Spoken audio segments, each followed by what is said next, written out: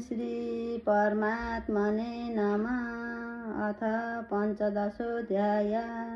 श्रीभगवानुवाच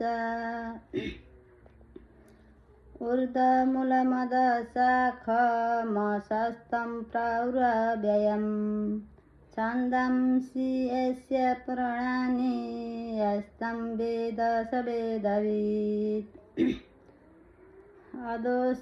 अधोस्त्रदं प्रसितास्तस्य शाखा गुणा प्रविरिधा विषया परवाला। अधश्च मूलान्यनुसन्ततानि कर्मानुबन्धेन मनुष्यलोके न रूपमस्येह तथोपलभ्यते नान्तो न चादिर्न च सम्प्रतिष्ठा। असोत्तमेनं सुविरूढमूलमसङ्गशास्त्रेण दृढेन चित्वा ततः पदं तत्परिमार्गितव्यं यस्मिन् गता न निवर्तन्ति भूया। तमेव चाद्यं पुरुषं प्रपद्ये यथा परविरिता परसिता पुराणी। निर्माणमोहजितसङ्गदोष अध्यात्मनित्या विनिवृतकामा। द्वन्द्वैर्विमुक्ता सुखदुःखसङ्गरी गच्छन्तमूढा पदमव्ययं तथा। न तत् भासयते सूर्यो न शशाङ्को न पावका यद्गत्वा न निवर्तन्ते तदाम परमं मम। ममैवांशो जीवलोके जीवभूत सनातना मनःषष्ठानीन्द्रियाणि प्रकृतिस्थानि कर्षति। शरीरं यदवाप्नोति यच्चाप्युत्कर्मति शूरा गिरित्वैतानि सम्याति वायुर्गन्धनिवासयात्। श्रोत्रं चक्षुस्पर्शनं च रसनं घ्राणमेव च अधिष्ठाय मनश्चायं विषयानुपसेवते।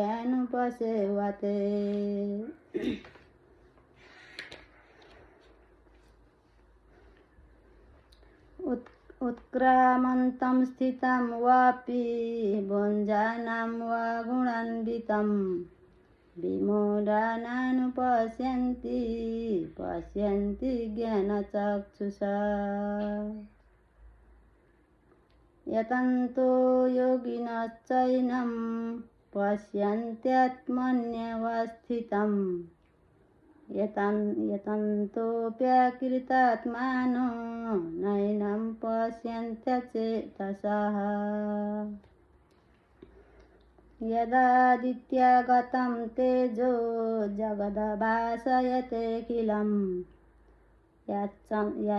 यश्चन्द्रमसि यच्चाग्नौ तत्तेजो विधिमामकम्।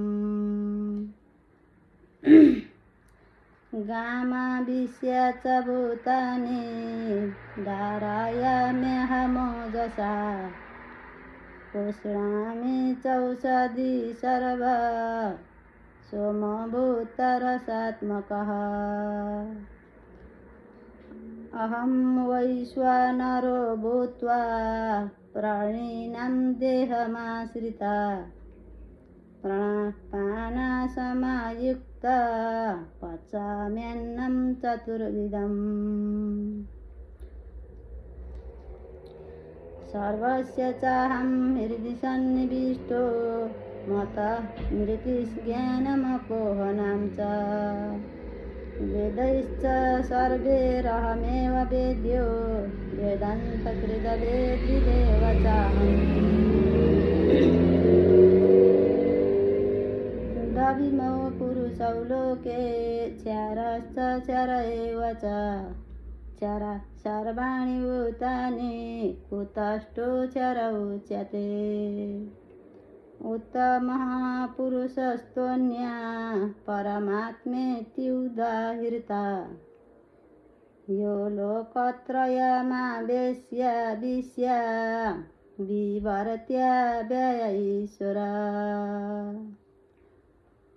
यस्मात् क्षारमतीतोऽहमक्षारादपि चोत्तमः अतोऽस्मि लोके वेदे च प्रथितपुरुषोत्तमः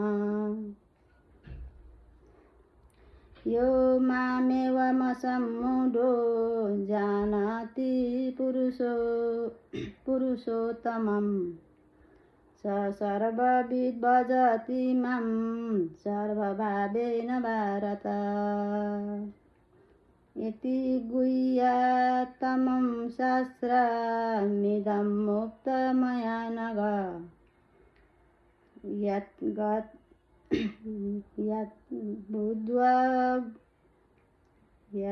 यथा बुद्ध्वा बुद्धिमान् स्यात् कृत्यश्च भारत। ॐ तत्सदिति श्रीमद्भगवद्गीतासु उपनिषत्सु ब्रह्मविद्यायां योगशास्त्रे श्रीकृष्णार्जुन संवादे पुरुषोत्तम योगो नाम पंचदशोऽध्यायः। हरि ओम तत्सत्। हरि ओम तत्सत्।